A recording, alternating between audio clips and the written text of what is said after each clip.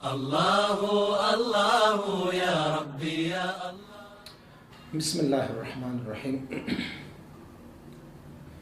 مکتوبات امام ربانی مجدد الفسانی الشیخ احمد فاروقی السرہندی رحمہ اللہ الباری، مکتوب نمبر 23، جلد نمبر 1، دفتر اول اور حصہ اول۔ حضور امام ربانی مجدد الفسانی رحمۃ اللہ تعالی اس مکتوب شریف میں ناقص شیخ سے، ناقص پیر سے، ناقص مرشد سے طریقت اور ان سے اکتساب کو منع فرما رہے ہیں۔ ایک ہوتا ہے شیخ کامل مکمل، ایک ہوتا ہے شیخ ناقص۔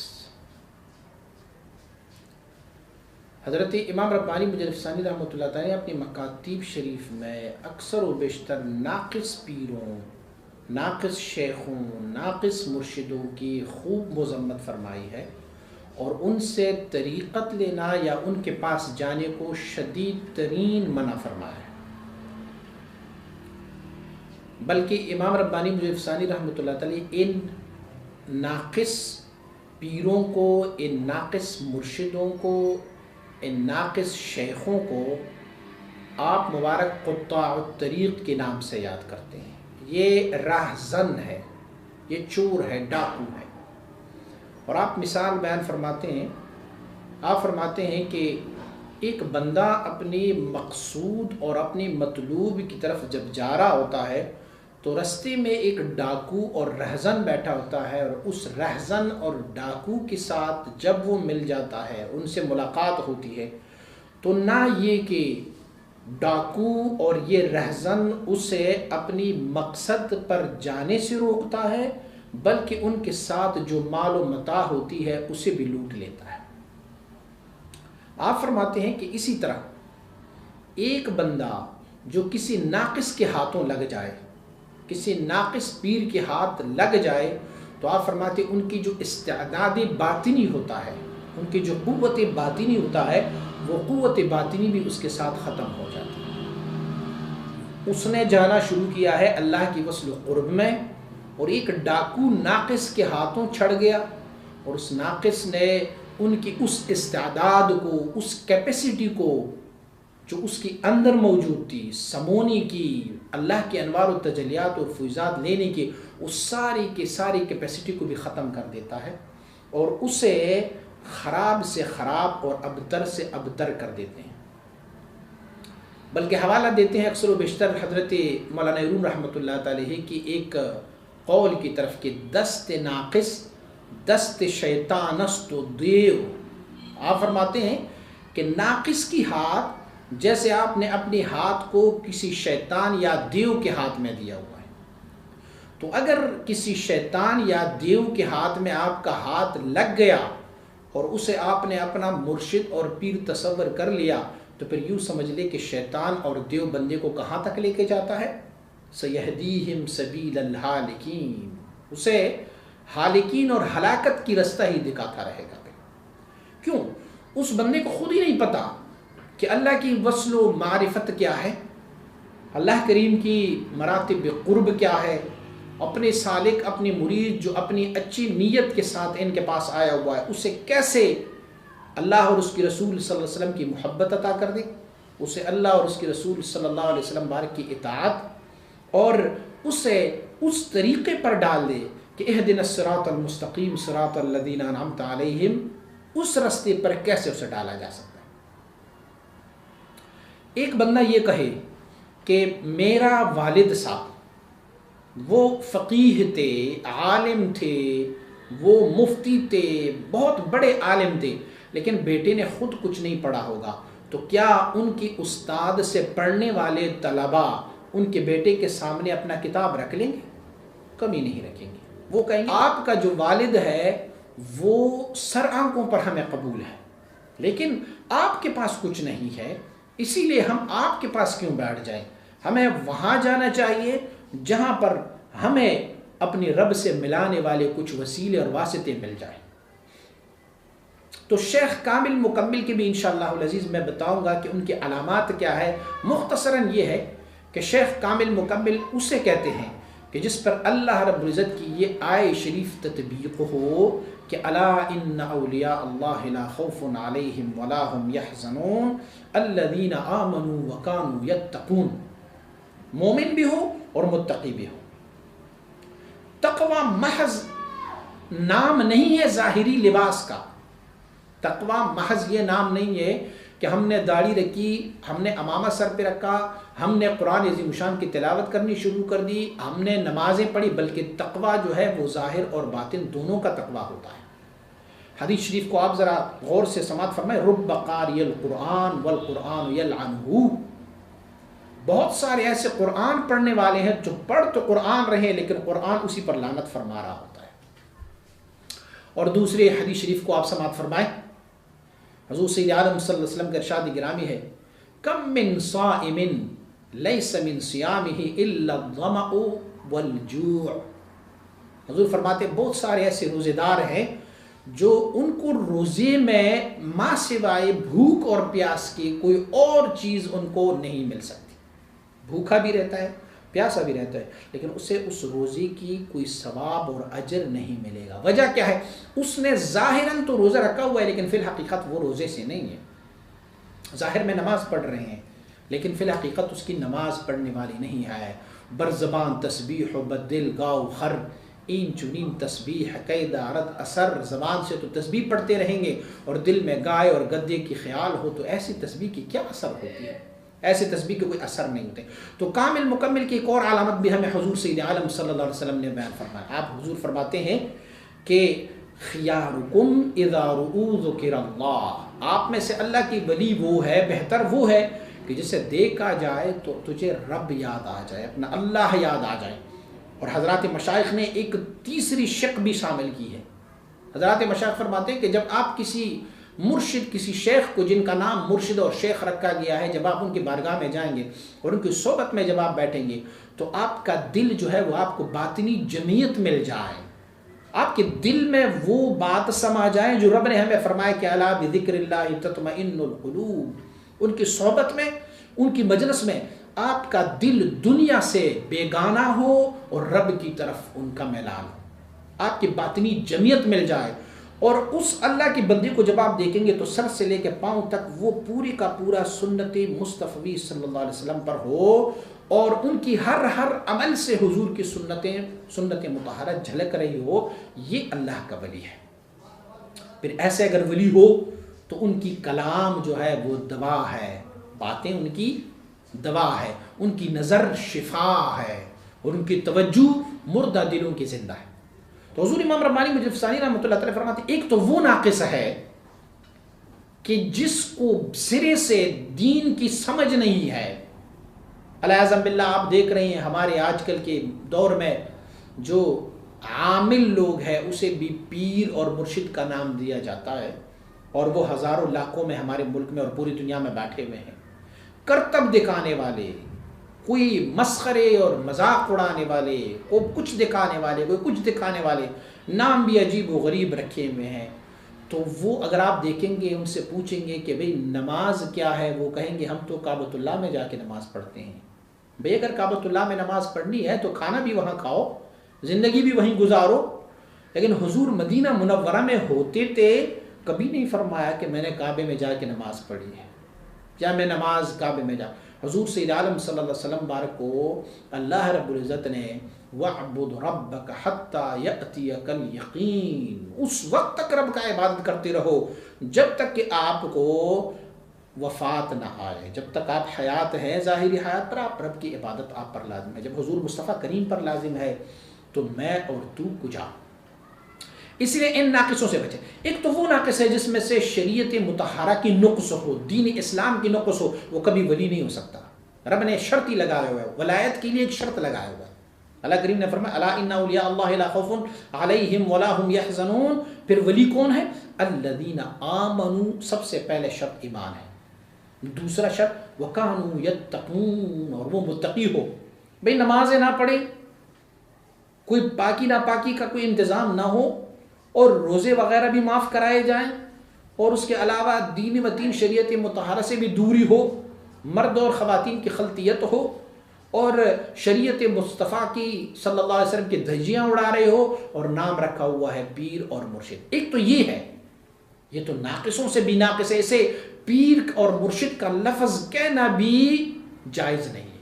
یہ پیر ہے ہی نہیں، یہ مرشد ہے. مرشد کی معنی کیا ہے؟ رشد دینے والا، ہدایت دینے والا. تو ان کے ہاں، جن کے ہاں خود ہدایت نہیں، وہ بلا تمہیں کیا ہدایت دیں گے؟ ہاں عامل ہو سکتے ہیں، چھلے کاٹے ہوں گے، عامل ہو سکتے ہیں، لیکن تجھے تیرے رب سے ملانے والا وہ بندہ نہیں ہے. تجھے دنیا سے تو ملا سکے گا، تجھے سحر اور جادو سے تو ملا سکے گا، تجھے آپ کو وہ بہت ساری ایسے کرتبے تو دکھا سکیں گے، لیکن تجھے تیرے رب سے، تیرے مصطفیٰ صلی اللہ علیہ وسلم سے کبھی نہیں ملا سکے. ایک تو وہ ہے، وہ تو ہمارے حساب میں نہیں. لیکن ایک ناقص پیر اور بھی ہے. وہ کیا ہے؟ شریعت مطہرہ پر بھی ظاہراً عمل پیرا ہوگا، امامہ، داڑھی، نماز، روزہ، سنت کے لباس، سنت طریقے پر چل رہا ہوگا. لیکن دوسری بات یہ ہے کہ وہ ان کا سلسلہ بھی معن ہاتھوں سے ہاتھ ملا کے پہنچا ہوگا، لیکن وہ خود ناقص ہوگا. اسے سلوک و تصوف کے بارے میں کچھ پتہ ہی نہیں ہوگا. جب اسے اپنے بارے میں پتہ نہیں ہے تو پھر امام ربانی صاحب نے ان کا ایک مثال بیان فرمایا. فرماتے ہیں اگر پتھر کے اندر ایک کیڑا ہو تو کیڑے کے پوری کا پورا کائنات جو ہے وہ پتھر ہی ہے. مثلا اگر آپ یہ سوچیں کہ کسی پھل میں کوئی کیڑا لگ گیا، سیب میں کیڑا لگ گیا، تو اب کیڑا یہ سمجھ رہا ہے کہ میری زمین اور میری آسمان اور کل کائنات یہ سیب ہی ہے بس. تو آپ فرماتے ہیں ناقص کی مثال بھی ایسی ہیں جو بہت کچھ تھوڑا بہت ان کے پاس اگر کچھ ہے تو وہ اسی پر خوش ہے. وہ کہتے ہیں کہ جی بس میرے پاس یہی ہے اور بس. ان سے پوچھئے گا کہ سلسلہ عالیہ نقش بندیہ کے اسباق کیا ہے، اسے نہیں پتہ ہوگا. وہ کہیں گے بس یہ کام کرو، وہ ورد پڑھو اور یہ ورد پڑھو. اسے کہتے ہیں ناقص. تو اس طرح کے ناقص کے بارے میں حضرت امام ربانی مجلد ثانی رحمۃ اللہ تعالی، میں نے عرض کیا نا کہ ایک وہ ہے جن کے دین میں فطور ہوتا ہے، جن کے عمل میں فطور ہوتا ہے. وہ دین اور عمل والی تو ہمارے بحث سے خارج ہے. اسے تو ہم نہ پیر مانتے ہیں، نہ مرشد مانتے ہیں، نہ اسے کوئی ہدایت دینے والا، نہ موصل الی اللہ، اسے ہم نہیں مانتے. لیکن ایک اور پیر بھی ہوتا ہے جو بظاہر متبع شریعت ہوتا ہے، لیکن ان کی صحبت میں جیسے میں نے شرائط بیان کی ہے، ان کی صحبت میں یہ شرط مفقود ہوتی ہے، ان کی صحبت میں یہ شرائط نہیں ملتی. بندے کو اللہ رب العزت تک وصل نہیں کر سکتا، اسے ظلال، اسماء و صفات، اعتبارات، شوینات، تجلی ذات نہیں دے سکتا. ولایت صغریٰ، ولایت کبریٰ، ولایت ملأ العلماء اعلیٰ، کمالات نبوت، کمالات رسالت، حقائق اشیاء، یہ فیضان وہ نہیں دے رہا. سیور اربعہ ان کو نہیں کر سکتا. سیر الی اللہ، سیر فی اللہ، سیر عن اللہ باللہ، سیر فی الاشیاء ان کی بارگاہ میں مفقود ہوتا ہے. تو فلہذا ایسی پیر کو بھی چھوڑنا، امام ربانی مجلد ثانی رحمۃ اللہ تعالی نے فرمایا کہ یہ بھی ہم پر لازم ہے. کہ جیسے یہ پتہ نہیں ہوتا کہ سیر الی اللہ کیا ہے اور کیسے اسے کیا، بھائی ایک کتابوں سے پڑھنا ہوتا ہے کہ میں کتاب سے پڑھوں سیر الی اللہ ہے، سیر فی اللہ ہے، سیر عن اللہ باللہ ہے، سیر فی الاشیاء ہے، ولایت صغریٰ ہے، ولایت کبریٰ ہے، ولایت ملأ الاعلیٰ ہے، کمالات ہے، حقائق اشیاء ہے. ایک میں کتابوں سے پڑھ رہا ہوں، ایک میں کسی بندے کو اس مقام تک لے کے جاؤ. خود یہ مقام میں نے تب حاصل کیا ہوگا، اور جب یہ مقام میں نے حاصل کیا ہوگا تو دوسروں کو بھی اس مقام تک لے کے جا سکوں گا. تو تب پھر کہتے ہیں اسے کامل و مکمل. وگرنہ مشائخ میں دو قسم کے مشائخ ہیں. ایک کو کہتے ہیں کامل، وہ خود تو درجہ کمال تک ہوں گے، الذین آمنوا وکانوا یتقون پر پورا اترتے ہوں گے، وہ خود اللہ رب العزت کی اس مراتب قرب کو طے کر چکے ہوں گے، اور پھر وہ جا کے اللہ رب العزت کی اس قرب کی، اس اللہ رب العزت کی وصل کے مرتبے پر فائز ہوگا کہ جسے ہم اور آپ معبر بتعبیر نہیں کر سکتے. لیکن وہ خود کامل ہوگا، وہ دوسرے کو اس مقام تک نہیں لے جا سکے گا. جب دوسرے کو اس مقام تک نہیں لے جا سکے گا تو ہم اسے کامل تو کہہ سکتے ہیں، مکمل نہیں کہہ سکتے. اور ایک رب کا ایسا بندہ ہوتا ہے کہ جسے ہم کامل بھی کہتے ہیں اور مکمل بھی کہتے ہیں. خود بھی یہ سارے مراتب اس نے طے کیے ہوں گے اور دوسروں کو بھی یہ مراتب طے کرا سکتا ہو تو وہ مکمل ہے، کامل بھی ہے اور مکمل بھی ہے۔ تو حضور امام ربانی مجلس ثانی رحمۃ اللہ علیہ نے اسی طریقے سے ناقص شیخ کی صحبت سے دور ہونے کی ہمیں تلقین فرمائی ہوئے، اور اس مکتوب شریف میں حضور امام ربانی مجلس ثانی رحمۃ اللہ علیہ ہمیں ایک مثال سے سمجھائی دیتی ہے کہ کیا مثال ہے، کیسے ہونا چاہیے، کسی کامل مکمل شیخ کے پاس جائیں تو ان کی فوائد کیا ہے، ناقص کی بارگاہ میں چلے جائیں تو ناقص کی دربار سے آپ کو کیا نقصانات مل سکتے ہیں۔ تو آپ مثال سے واضح فرماتے ہیں، آپ فرماتے ہیں کہ حدیث شریف میں ہے کہ الدنیا مزرعۃ الآخرہ، دنیا آخرت کی کھیتی ہے۔ تو فرماتے ہیں کہ پس ہلاکت ہے اس بندے کے لیے جس نے اس کھیتی میں کچھ بویا نہیں، اور یا اس نے اپنی استعداد اور کیپیسٹی جو اس زمین کی تھی نا اس کو معطل رکھا، اپنی زمین کو خالی رکھا۔ میں مثال سے سمجھائی دیتا ہوں۔ حضور امام ربانی مجلس ثانی رحمۃ اللہ علیہ کا مطلب یہ ہے کہ انسان کا یہ باطن جو ہے، یہ انسان کی باطن بمثل ایک کھیتی ہے، ایک کھیت ہے۔ اس کھیت کو دو طریقوں سے نقصان پہنچ سکتا ہے۔ ایک طریقہ اس کے نقصان کا کیا ہے، آپ سرے سے اس کھیت میں کاشت ہی نہ کر لے تو تب بھی آپ نے اس زمین کو ضائع کر دیا۔ مثلا آپ اپنی زمین کو خالی رکھ دیں تو کیا ہوگا، اس پر بارشیں ہوں گی، آس پاس کی نالے ندوں سے اس میں پانی آنا شروع ہو جائے گا، اور پھر پانی آنے کی وجہ سے اس میں پھر وہ کافی نقصان ہوگا۔ یہ ہوگا اس میں بیل بوٹیاں، اس میں سے جڑی بوٹیاں آئیں گی، اس میں سے مختلف قسم کے نقصانات، اور آخر میں جا کے وہ جوہڑ بن جائے گا تو آپ کی وہ زمین ضائع ہو گئی۔ ایک یہ ہے۔ دوسری طریقہ جو زمین ضائع ہونے کی ہے یہ ہے کہ یا تو سرے سے آپ نے اس میں کوئی زراعت اور کاشت ہی نہیں کی، ضائع تو کر لیا۔ دوسرے طریقے سے ایک ضیاع ہے۔ وہ ضیاع کیا ہے، آپ نے اپنی زمین کو کسی ایسے بندے کے حوالے کی، ٹھیکے پہ دے دیا جس کو زمینداری کا کوئی پتہ ہی نہیں ہے۔ اب وہ کیا کریں گے، وہ جس کو پتہ ہی نہیں ہے تو وہ گندم کی کاشت کی وقت وہاں پر جوار کاشت کریں گے، کماد کی کاشت کی فصل کی وقت وہ اس میں سے گندم کاشت کریں گے، اور مکئی کے بجائے وہ باجرہ کاشت کریں گے۔ وہ یہ نہیں دیکھیں گے کہ یہ زمین جس علاقے میں پڑی ہے کیا اس میں کپاس بھی ہو سکتی ہے کہ نہیں، اس میں کیا کماد کا فصل ہو سکتا ہے کہ نہیں ہو سکتا، کیا اس زمین میں ہم گندم کاشت کریں گے تو گندم اگے گا کہ نہیں ہے۔ اب دیکھو ضیاع، دیکھو آپ، وہ زمین اس لائق ہی نہیں ہے کہ اس میں گندم کاشت کی جائے، لیکن نااہل زمیندار جس کو آپ نے اپنی زمین کو ٹھیکے پہ دیا ہوا ہے، وہ نااہل زمیندار اس زمین میں گندم کاشت کر لیں گے تو دیکھیں گندم کی جو بیج انہوں نے خریدی ہے ایک وہ نقصان ہو گیا۔ دوسری بات یہ ہے اس نے وہاں پر ٹریکٹر ٹرالے چلائے ہوئے ہیں، ان کا بھی نقصان ہوا، ہل جو چلایا ہے وہ سارے پیسے ضائع ہو گئے۔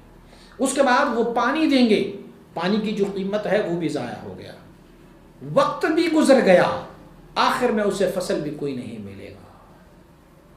تو 4-5 نقصانات ہو گئے، مال کی بھی نقصان ہو گئی، بیج کا بھی نقصان ہے، اور زمین کا بھی نقصان ہے۔ اور اچھا اس زمیندار کو تو پتہ ہی نہیں ہے کہ گندم کو کتنے بار پانی دیا جاتا ہے، پوری فصل کو کتنے بار پانی دیا جاتا ہے۔ وہ روز اپنا بیلچہ اٹھائے اور روزانہ اس کو پانی دیں تو نہ محض کہ وہ گندم کا فصل خراب ہوگا بلکہ زمین بھی خراب ہی خراب ہوتی جائے گی۔ تو آپ مبارک فرماتے ہیں ناقص کی مثال ایسی ہے جیسے ایک ناقص زمیندار، آپ نے اپنے باطن کی زمین، باطن کی کھیتی ان کے حوالے کر دی۔ اب آپ کی باطن کے ساتھ کون سا طریقہ اور کون سا رستہ اختیار کرنا ہے اس بیچارے کو تو پتہ ہی نہیں ہے کہ کس طریقے سے اللہ کی معرفت کی بیج اس میں بونا ہے، اور پھر جب وہ بیج بویا جائے تو اسے کون کون سی توجہات کی ضرورت ہے، اللہ رب العزت کی اسماء و صفات کی انوار و تجلیات کی کون کون سی اسماء و صفات کی ضرورت ہوتی ہے۔ پھر وہ آپ کی زمین بھی ناقص ہو گئی، اور جس ناقص کے ہاتھ میں تھا آپ کا مال بھی ضائع ہو گیا، اور آپ یہ سمجھ رہے ہوں گے کہ ہماری زمین تو ٹھیکیدار کے پاس ہے اور ٹھیکیدار ہمیں سالانہ اس میں سے کچھ دیں گے، لیکن حاشا وکلا، آپ کو کچھ نہیں مل سکتا۔ اب ہوگا یہ کیوں کہ جب آپ نے اپنی اس باطن کی زمین کو کسی ناقص کے حوالے کر دیا تو پھر کیا ہوگا؟ وہ ناقص بذات خود جو ہے وہ اپنی ہوا اور نفسانی خواہشات کے متبع ہے، تو تجھے بھی نفسانی خواہشات کے متبع ہی بناتا رہے گا۔ تیرے پیروں میں گھنگرو ڈالیں گے، وہ خود گھنگرو والے ہیں، تجھے میوزک کے محفلوں میں لے کے جائیں گے چونکہ خود وہ میوزک بجا رہے ہیں، تجھے وہ کسی ایسے جگہ پر ناچ گانے میں لے کے جائیں گے کیونکہ وہ خود ناچ گانا کر رہے ہیں، وہ تمہیں کہیں گے یہ چیزیں سلوک و تصوف کی، العیاذ باللہ العیاذ باللہ۔ آج کل تو بڑی مشہور بات ہے، کہتے ہیں چرس جو ہے یہ ملنگی نشہ ہے، تو چرس پلاتے رہیں گے آپ کو، پھر وہ آپ کو اسی طرح ضائع کرتے جائیں گے۔ آپ کے پاس ایک بہت اچھی کیپیسٹی ہے، آپ کا باطن اس لائق ہے کہ رب کائنات کی معرفت اس سے حاصل کیا جائے، لیکن اگر ناقص کے بارگاہ میں گئے، ناقص کے پاس گئے تو ناقص تجھے سیہدیکم سبیل الحالکین، تجھے ہلاکت والوں کی رستہ دکھائے، کیونکہ وہ خود جو ہے خود اسے نہیں پتا۔ اچھا ایک تو یہ ناقص ہے، ایک اور بھی پیروں میں مرشدوں میں ایک اور طرح کی بھی ناقص ہے، بظاہر تو ان کو کوئی نقصان نہیں ہوگا، شریعت مطہرہ کے مطابق عمل پیرا ہوگا، لیکن اسے یہ پتہ نہیں ہوگا کہ ابرار کا رستہ کون سا ہے اور مقربین کا رستہ کون سا ہے۔ تو ابرار کے رستے والوں کو وہ مقربین کے رستے میں ڈالتے جائیں گے اور مقربین کو ابرار کی رستے میں ڈالتے جائیں گے، دونوں کی استعداد کو وہ ضائع کر دیں گے۔ ایک بچہ جو نہایت ہی ذہین ہو اور اسے ہم یہ سمجھ سکتے ہیں کہ یہ پک بہت اچھی کر لیتا ہے، یہ سبق بھی اچھی طرح سے یاد کرتے ہیں، ہم اسے کسی اچھے سے اچھے استاد کے پاس لے کے جائیں گے، اگر اسی بچے کو ہم کسی ناقص استاد کے پاس لے کے جائیں گے تو بچے کی اس استعداد کو، اس کیپیسٹی کو، اس عقل کو، اس دانش کو ہم نے ضائع کر دیا۔ اور کسی بالکل ہی غبی بچے کو ہم وہ سلیبس پڑھائیں جو کسی بہت ہی ذہین بچے کو پڑھایا جا سکتا ہے، تو پھر وہ بچہ صرف کلام تو سنتا جائے گا، آواز تو سنتے جائیں گے، حروف تو سنتے جائیں گے، لیکن اسے اس حروف سے کوئی فائدہ نہیں ہوگا۔ فلہذا کچھ مشائخ میں سے ایسی بھی ناقص ہوتے ہیں جس کو یہ بھی پتہ نہیں ہوتا کہ میرا یہ مرید جو میرے پاس آیا ہوا ہے ان کا رستہ ابرار کا ہے یا مقربین کا ہے۔ حضور امام ربانی بجلفسانی رحمۃ اللہ تعالی نے اپنی شیخ مبارک کی بارگاہ میں ایک مکتوب شریف لکھا ہے، حضور باقی باللہ رحمہ اللہ الباری نے اپنی کچھ مریدوں سالکین کو آپ کے حوالے کی تھی اور فرمایا تھا کہ ان کی تربیت کر لو، میرے ساتھ وقت گزارنے کے باوجود ان کو کوئی فائدہ نہیں ہو رہا تو ان کی تربیت کر لیں۔ تو آپ مبارک نے بڑی ہی پیاری جواب، بہت ہی زبردست جواب عنایت فرمایا۔ آپ مبارک فرماتے ہیں وہ جو آپ نے جن ساتھیوں کو میری طرف بھیجا ہے میں نے ان کی تربیت کی، اور فلاں سالک جو ہے اب فلاں مقام میں ہے اور فلاں سالک اب فلاں مقام۔ مکتوبات امام ربانی بجلفسانی رحمۃ اللہ تعالی میں غالباً 7واں یا 8واں مکتوب ہے، آپ پڑھ لیجئے ان کو۔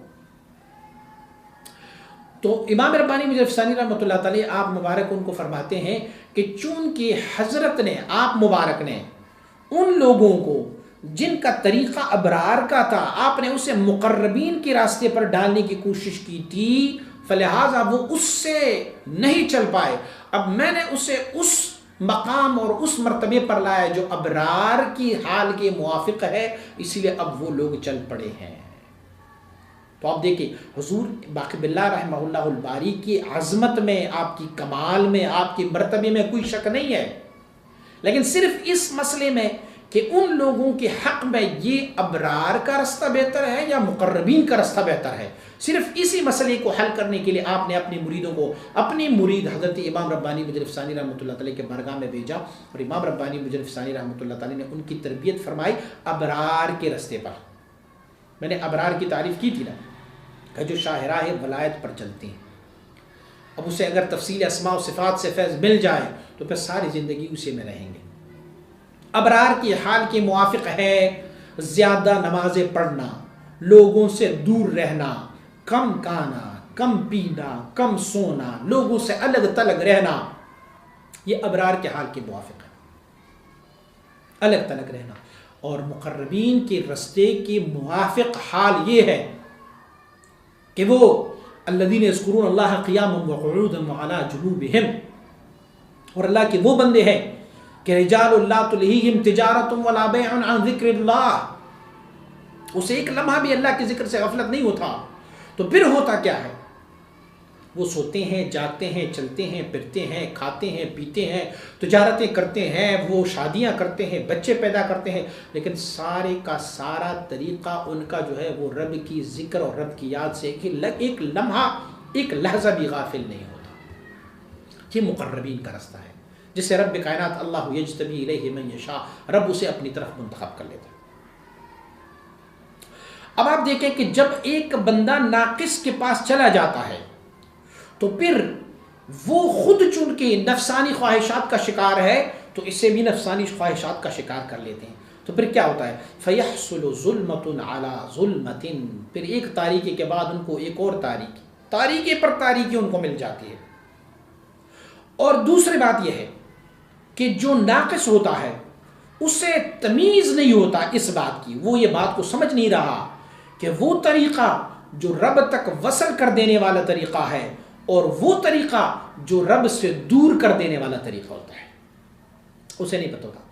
نہایت ہی معذرت کے ساتھ ہمارے سلسلے کے ایک بندے نے مجھے یہ کہا کہ میری شیخ نے مجھے ایک نماز کی تلقین کی ہے.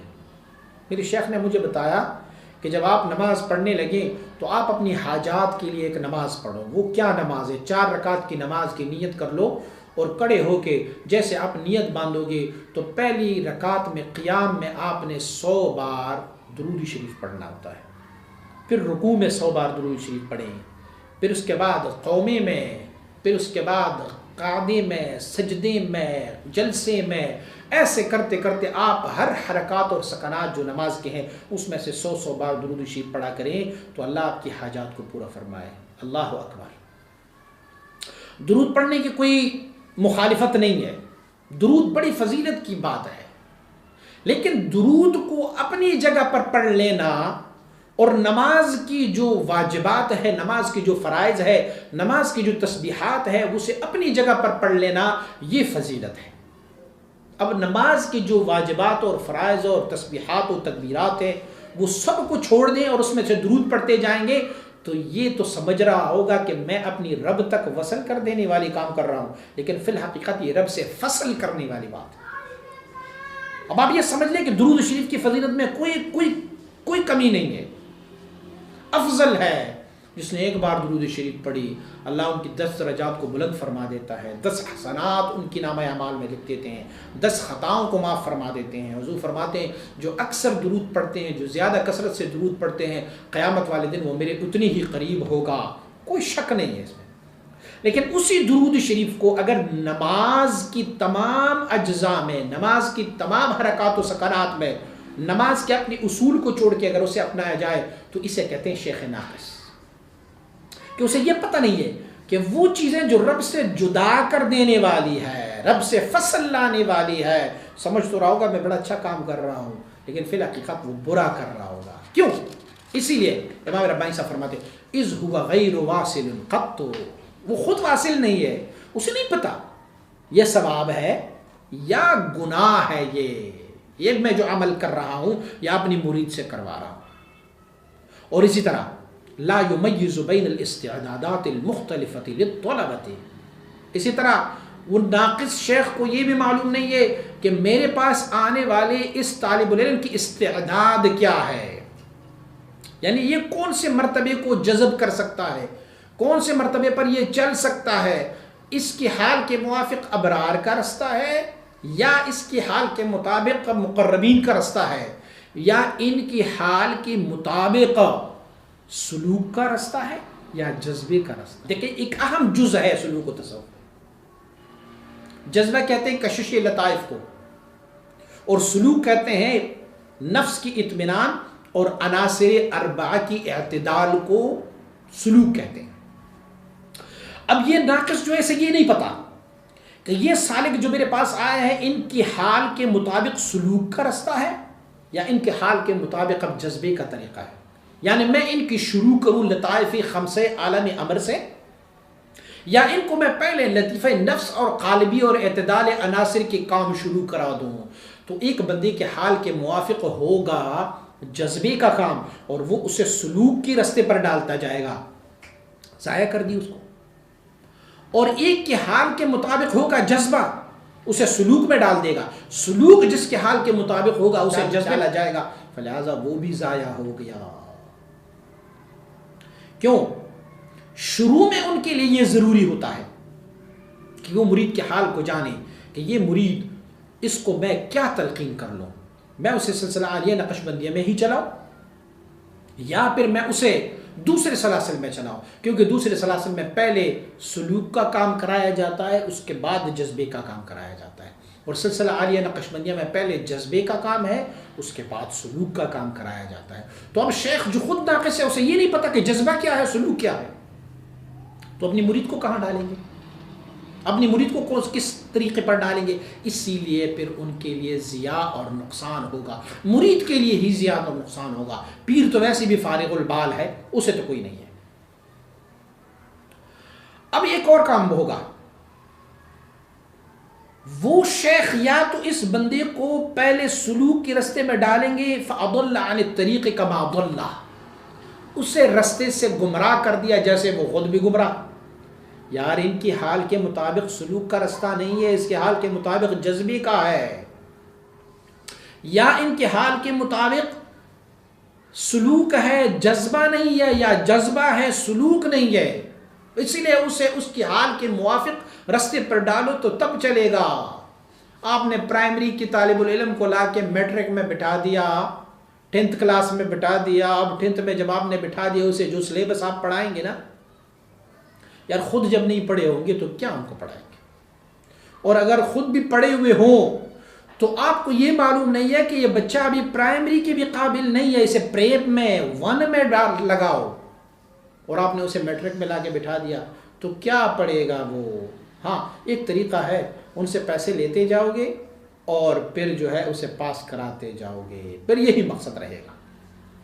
تو اسی لیے ناقص کے پاس جانے کے یہ مضرات اور یہ ان کی ضرر اور نقصانات ہیں.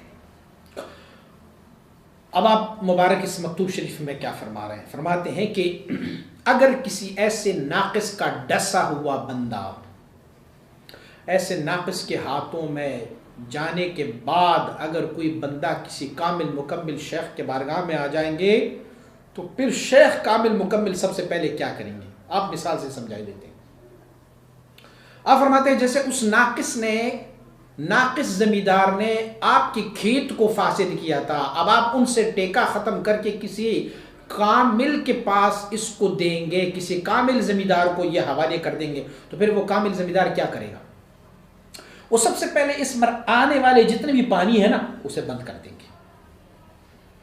پانی بند کرنے کے بعد وہ اس کو دھوپ میں رکھیں گے تاکہ دھوپ کی وجہ سے اس کا پانی اور نمی جو ہے خشک ہو جائے. تھوڑا سا خشک ہونے کے بعد وہ اس میں ہل چلائیں گے. ہل چلانے کے بعد ان کی ساری بیل بوٹیاں جو گندی جڑی بوٹیاں تھی وہ سب نکال دیں گے.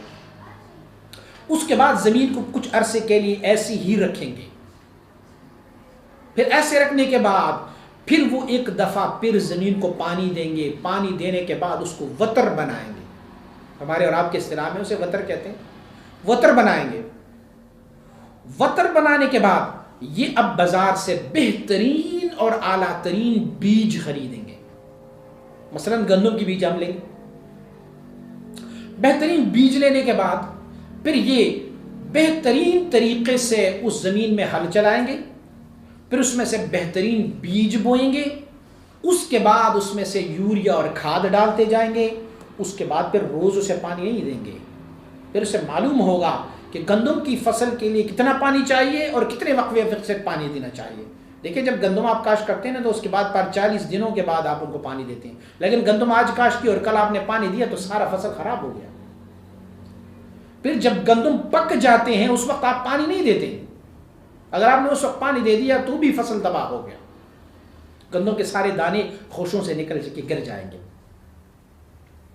تو کیا ہوگا؟ پھر وہ وقفے سے اسے پانی دیتے جائیں گے اپنے ٹائم کے مطابق، اور پھر جب ان کی پکنے کا موسم آئے گا تو پھر پانی روک دیں گے ان کو، پھر اسے پکنے دیں گے، پکنے کے بعد اسے کاٹیں گے، کاٹنے کے بعد اسے اکٹھا کر لیں گے، اس کے بعد اسے تھریشر میں دیں گے، تھریشر کے بعد پھر اس کے دانے نکل آئیں گے، دانے نکلنے کے بعد اسے پھر وہ چکی لے کے جائیں گے، ان سے آٹا بنائیں گے، آٹا بنانے کے بعد آٹے کو بھی لے کے آئیں گے، پھر اسے گوندھ دیں گے، گوندھنے کے بعد پھر اسے پیڑے بنائیں گے، پیڑے بنانے کے بعد پھر وہ تندور میں آگ جلائیں گے، تندور کو گرم کرنے کے بعد پھر وہ اس میں وہ روٹی لگائیں گے، روٹی کو بھی نہ کچی اور نہ زیادہ پکی ہو تب نکالیں گے، پھر ان کے ساتھ کوئی سالن ملائیں گے یا پھر ویسے ہی روٹی کھائیں گے، ویسے سالم روٹی بھی نہیں نگل پائیں گے، اسے چبانے کے لیے دانتوں کی ضرورت ہوگی، پھر اسے نگلنے کی ضرورت ہوگی، پھر اسے میدے میں لے کے جانے کی ضرورت ہوگی، میدہ پھر اس کو پروسیس کرتا جائے گا، میدے میں ان میں سے جو اچھی چیزیں ہوتی ہیں وہ ہمارے خون میں کنورٹ ہو جائیں گی، ہمیں طاقت اور عزت اس میں سے ملتی جائیں گی۔ لیکن اگر ان سارے پروسیس میں کوئی بھی چیز خلاف فطرت ثابت ہوئی تو پھر نہ روٹی بنے گی نہ گندم، نہ آپ کی زمین ہوگی۔ اچھا، شیخ کامل مکمل کے بارگاہ میں اب جائیں گے۔ پہلے اس نے آپ کو طریقہ کچھ اور بتایا تھا ناقص نے، اب شیخ کامل مکمل کی صحبت میں آ جائیں گے۔ شیخ کامل مکمل تجھے تمہاری اس باطن کی کھیتی کو اپنے سامنے رکھیں گے، اس میں جتنی بھی اس نے فسادات ڈالے ہیں، خرابیاں ڈالی ہیں، وہ اپنی توجہ مبارکہ سے ان کو اصلاح کر دیں گے، اور جب توجہ کاملہ سے ان کو اصلاح کرتے جائیں گے، آپ کو فوراً نہیں کہیں گے کہ میں نے تجھے اپنا خلیفہ بنا لیا، جا کے تم کام کر لو، وہ پہلے تجھے تمہارے حال کو دیکھیں گے کہ آپ کا حال کیا سلوک کے ساتھ موافق رکھتا ہے، یا آپ کی حالت جو ہے وہ جذبے کے ساتھ موافقت رکھتا ہے۔ اگر آپ کی حالت سلوک کی ہے تو آپ کو سلوک کے راستے پہ ڈال دیں گے، اگر آپ کا حال جذبی کے موافق ہے تو آپ کو جذبی کے حال پہ ڈالیں گے۔ آپ کی اعمال، آپ کی حال اگر ابرار کی حال کے موافق ہے تو تجھے ابرار کے راستے میں ڈالیں گے، اگر مقربین کی حال کے موافق ہے تو تجھے مقربین کے راستے میں ڈالتے جائیں گے۔ پھر اگر مقربین کے راستے میں ڈالا تو تجھے یکدم تجھے پھر سارا کچھ نہیں دے سکتے، ہم دینے پر قادر ہیں لیکن دیں گے نہیں آپ کو۔ کیوں نہیں دیں گے؟ اسی لیے کہ تمہاری استعداد، تمہاری یہ کھیتی جو ہے ابھی اتنا پاور نہیں رکھتے، جو آپ کی کیپیسٹی ہے، آپ کی سمونے اور جذب کرنے کی صلاحیت ہے، اس میں ابھی اتنی قوت نہیں ہے کہ وہ شیخ جو آپ کو سارا کچھ دیں آپ اسے سنبھو سکیں گے۔ یار ایک ہی صفات فعلیہ کی تجلی ہوئی تھی کوہ طور پر، تو کوہ طور ریزہ ریزہ ہوا تھا، تو ابھی شیخ کامل مکمل آپ کے قلب میں جب تجلی صفات فعلیہ دیں گے تو بھی اپنی توجہات مبارکہ سے تجھے اس قابل بنا دیں گے کہ اللہ رب العزت کی اس تجلی صفات فعلیہ کو آپ اپنی قلب میں سنبھو سکیں گے۔ اس کو بتدریج آپ کو توجہات، یہ جو پانی دینا ہوتا ہے اور دیکھ بھال ہوتا ہے، یہ شیخ کامل مکمل اپنی توجہ سے فرما رہا ہوتا ہے۔ کھیت میں ہم پانی دے رہے ہوتے ہیں اور یہاں پر ہمارے لیے پانی اور ہمارے لیے غذا شیخ کامل مکمل کی توجہات ہے۔ پھر کیا ہوگا؟ گرم گوید، سرد گوید، خوش بگیر۔ وہ آپ کو کبھی کبھار گرم بھی بولیں گے، جلال بھی فرمائیں گے، اور کبھی جمال میں ہوں گے۔ جلال بھی آپ کی شان کی اور آپ کے حال کے مطابق ہوگا۔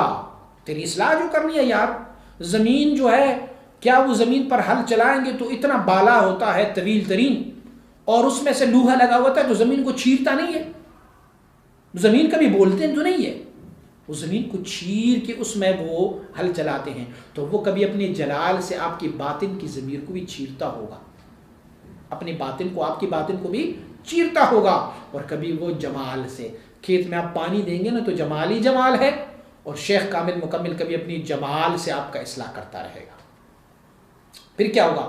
پھر آپ کو اس کے بعد ایک اور سٹیپ میں لے کے جائیں گے، جیسے اب ہم لطیفہ روح کہتے ہیں، اس سٹیپ میں لے کے جائیں گے، وہاں پر آپ کو توجہات کے پہلے آپ کو تجلی صفات فعلیہ دیں گے، پھر آپ کو آہستہ آہستہ تجلی صفات سمونیہ ذاتیہ حقیقیہ سے نوازیں گے، پھر اس کے بعد آپ کو صفات سلبیہ سے، پھر آپ کو شیونات سے، پھر شان جامع سے، پھر آپ کو ولایات کا مرتبہ دے جائیں گے۔ میں نے کہا نا روٹی کتنے پروسیس کے بعد پکتی ہے، تو آپ کو آپ کی زمین کو اور آپ کی زمین سے جو حاصل ہونے والی چیزیں ہیں اسے آپ بدرجہ بدرجہ کریں گے۔ اگر آپ کی حال جذبے کے موافق رہا تو اور اگر سلوک کے موافق رہا تو شیخ کامل مکمل کو یہ معلوم ہوگا کہ اس کا کام جو ہے وہ سلوک کے موافق ہوگا.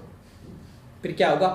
پھر وہ آپ کو سلوک کے راستے میں وہ آپ کو کہیں گے بھائی یہ سارا کچھ جمیلے جو ہے نا دنیا کی یہ چھوڑ دو، جا کے پہاڑ میں بیٹھ جاؤ، روزانہ 1,00,000 مرتبہ پڑھو لا الہ الا اللہ، 1,00,000 مرتبہ پڑھو الا اللہ، 1,00,000 مرتبہ پڑھو اللہ، 1,00,000 مرتبہ پڑھو ہو، 1,00,000 مرتبہ اللہ ہو، 1,00,000 مرتبہ ہو اللہ، 1,00,000 مرتبہ انت الہادی انت الحق لیس الہادی الا ہو، پھر 1,00,000 مرتبہ درود شریف پڑھو، پھر لوگوں سے دور رہو، کسی کے ساتھ مصالحت نہ کرو، تھوڑا کھاؤ تھوڑا پیو تھوڑا سو، زیادہ جاگو زیادہ عبادت کرو، لوگوں سے زیادہ دور رہو، یہ پھر آپ کے حال کے موافق ہوگا.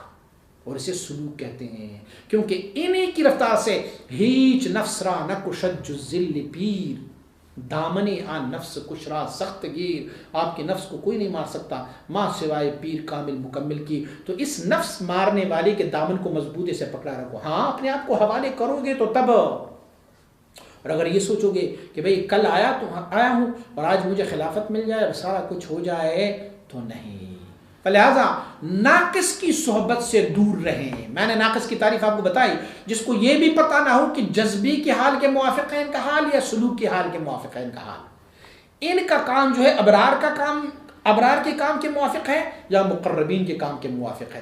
یہ طریقت کے ناقص ہوتے ہیں، اور وہ جو پہلے میں نے بیان کیا ان سے تو دور ہی دور رہو. امام ربانی مجلس ثانی رحمۃ اللہ تعالی نے فرمایا فر منہم کما تفر من الاسد. فرمایا ان ناقص پیروں سے ایسے بھاگتے جاؤ جیسے بندہ شیر سے بھاگتا ہے نا، ایسے ان سے بھاگتے رہو. تو تب یار اگر کسی ناقص کے پاس نہ جاؤ گے نا، طریقت کے اس راستے پر بھی نہ جاؤ گے، کم از کم تمہاری باطن کی زمین تو بچتی رہے گی نا، تمہاری یہ زمین تو محفوظ رہے گی نا. کچھ بھی آپ نے کاشت نہیں کیا اس میں سے، کم از کم زمین تو زمین رہے گی. لیکن اگر آپ کسی ناقص کے پاس گئے تو آپ کا زمین بھی فاسد، آپ کا باطن بھی سب فاسد کر لے گا، مالی نقصان بھی ہوگا اور اخروی نقصان بھی ہوگا. آپ سمجھ رہے ہوگے کہ میں تو اب طریقت کے راستے پہ جا رہا ہوں اور میں اچھے راستے پہ جا رہا ہوں، لیکن فی الحقیقت آپ کو اذا کان سید القوم غرام مسیحدیہم سبیل الحالکین، جب کسی قوم کا سربراہ کوا بن جائے، کوا گدھ بن جائے، گدھ اگر کسی قوم کا سربراہ بن جائے تو گدھ اپنی قوم کو کہاں لے کے جائیں گے؟ وہ مرداری کی طرف لے کے جائیں گے نا، کوا آپ کو مرداری کی طرف ہی لے کے جائیں گے. لیکن اگر ایسے کسی ناقص کو آپ نے اپنا پیر منتخب کیا تو پھر یوں سمجھ لیجئے کہ وہ تجھے ہلاکت کی طرف لے کے جائیں گے. اللہ کریم ہمیں ناقصوں سے بچائیں اور کامل و مکمل کے ہاتھوں میں ہمیں اپنا ہاتھ دینے کی توفیق عطا فرمائے.